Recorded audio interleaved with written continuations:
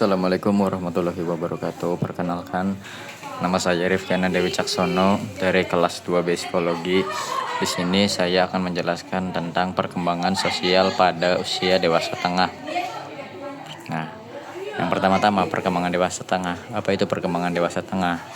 Perkembangan dewasa tengah ialah perkembangan manusia yang terjadi pada usia 45 sampai 65 tahun yang dipenuhi berbagai tanggung jawab berat dari berbagai peran dan lainnya. Tentu saja ketika kita sudah memasuki usia dewasa ataupun bahkan remaja saja, kita sudah memiliki beberapa tanggung jawab. Nah, apalagi sudah masuk dewasa, itu kita akan dibebankan dari berbagai tanggung jawab seperti tanggung jawab keluarga, pekerjaan, reputasi, dan segalanya. Nah, ada beberapa perubahan pada dewasa tengah, yaitu ada 3. Yang pertama, ada perubahan fisik. Nah, perubahan fisik ini seperti dikenali perubahan pada kinerja sensoris dan psikomotorik, yaitu sensornya yang semakin menurun ataupun yang semakin melemah, dan juga motorik yang semakin lamban dan sebagainya. Lalu yang kedua ada perkembangan kognitif. Nah, perkembangan dewasa tengah kognitifnya itu berubah seperti crystalline intelligence-nya atau perkembangan bagaimana pengalaman terbentuk itu semakin tinggi, sedangkan fluidal intelligence atau kemampuan berpikirnya itu semakin rendah.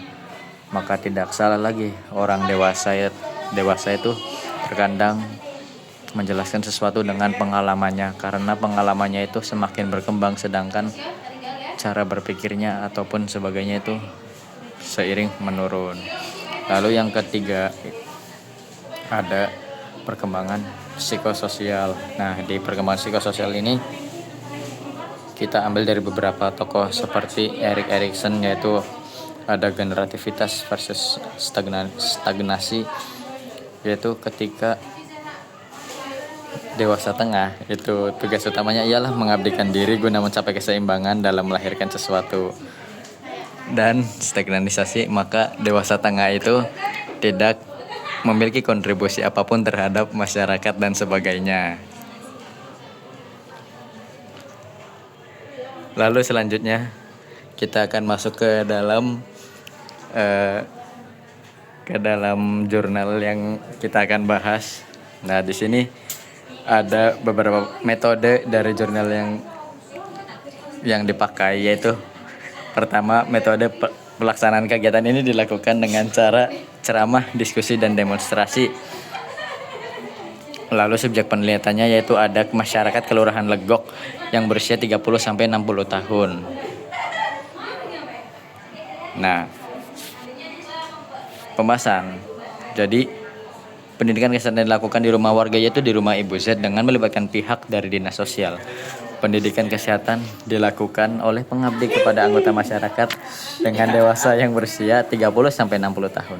Hasil yang diharapkan dari kegiatan ini adanya perubahan perilaku dari awalnya yang perilaku menyimpang agar bisa berubah menjadi perilaku yang lebih baik seperti sosial. Dari yang sebelumnya jarang bersosialisasi dan sebagainya, maka kita selanjutnya akan semakin bersosial.